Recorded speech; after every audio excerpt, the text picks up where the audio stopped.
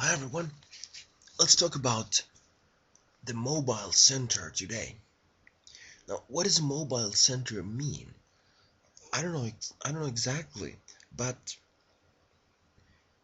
it's it's something like what we see in this position where one player has a chain of pawns that has at least two pawns next to each other and is likely to advance, and the opponent has not more than one central pawn. So how should we play if the opponent has a so-called mobile center, or a center that has kind of latent potential to move? Well, you should try to stop them from moving, and first you should try to slow it down if you can't stop it. And after you've stopped it, then you can look at ways to destroy it little by little. But first, you can't think that far. You have to first slow it down. This is a game between Konstantinopolsky and Kotov from the Soviet Championships 1945. Here, White has only one option on how to proceed. He can play f3, e4, and in that case, the soldiers d4 and e4 can progress, supported by the bishops, and force the opponent's pieces into retreating. And black is going to try to stall this progress, to circle those pawns or even destroy them. So here white played rook f to e1. Black played bishop c8. That bishop's coming to f5 where it controls e4. f3, a forced capture, after which black plays bishop f5, queen d2, h5, preventing g4, g5, which would dislocate one of these pieces that control e4.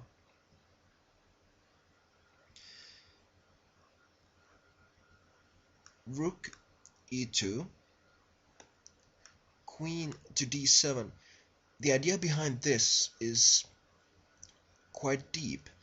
Black sees that he can't really stop white's pawns from advancing, so he's gonna let white to push his pawn all the way to e5, and then he's gonna create a blockage with his knight and, let's say, rook. But in order to do that, those pieces blockading white's pawns, those pieces that are on d5 and e6, they're on light squares, so black wants to exchange the light square bishops so that white could not harass those blockading pieces.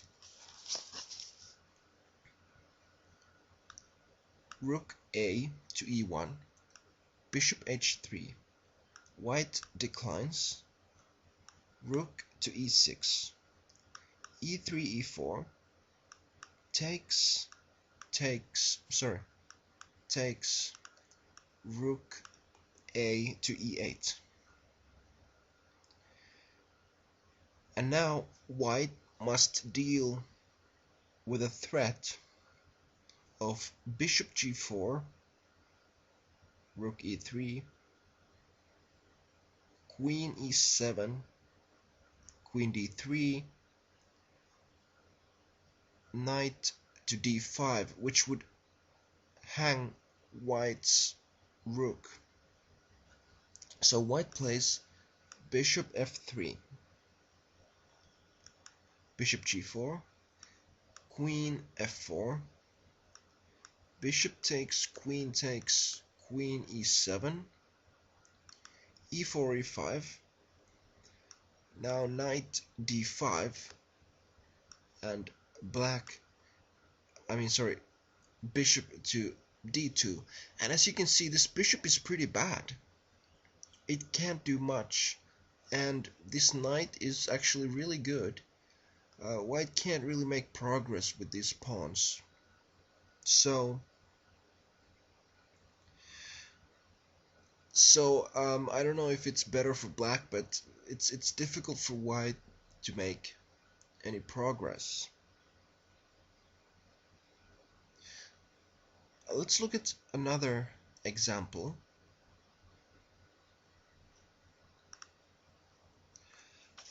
This is a game between Kotov and Anziker, played in Zaltschurbaden 1952. Let's see what happened in this game.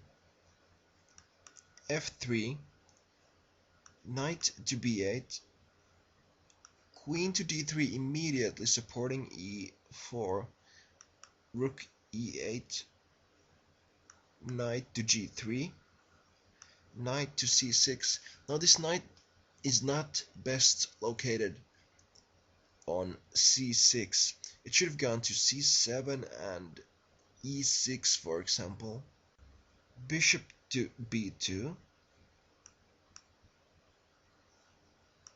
rook a to e1,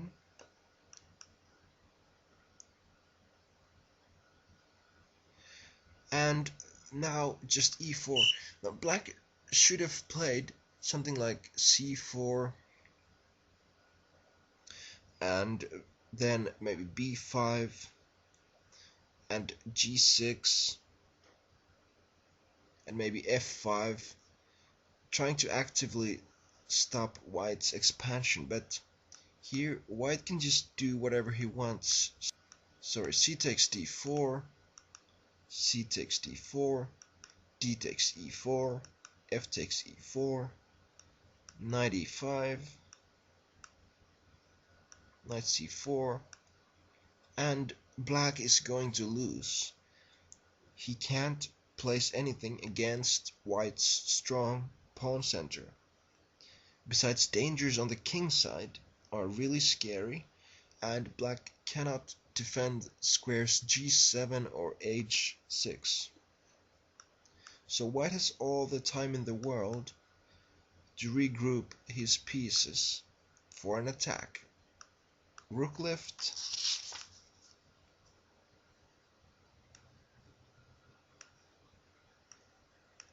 bring the knight to an excellent square,